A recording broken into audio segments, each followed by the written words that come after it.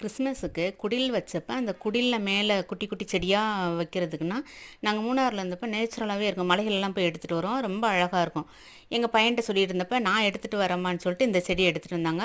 வருஷ நாட்டிலேருந்து இதை கொண்டு வந்தாங்க. இந்த செடி பாருங்களேன், கொத்தமல்லி இலை மாதிரியும் இருக்குது, விசிறி மாதிரியும் இருக்குது. பார்க்குறதுக்கு ரொம்ப அழகாக இருக்கும். குட்டியாக ஒரு செராமிக் பாட்டில் வச்சாலும் சரி, இல்லை குடியில் அங்கங்கே வச்சோம்னா ரொம்ப அழகாக இருக்கும் பார்க்குறதுக்கு.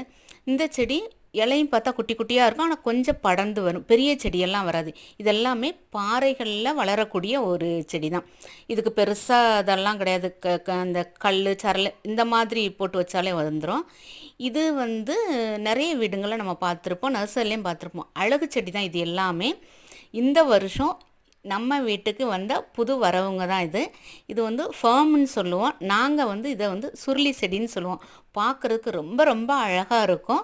இந்த செடியெல்லாம் நான் இப்போ இதில் தான் வைக்க போகிறேன்.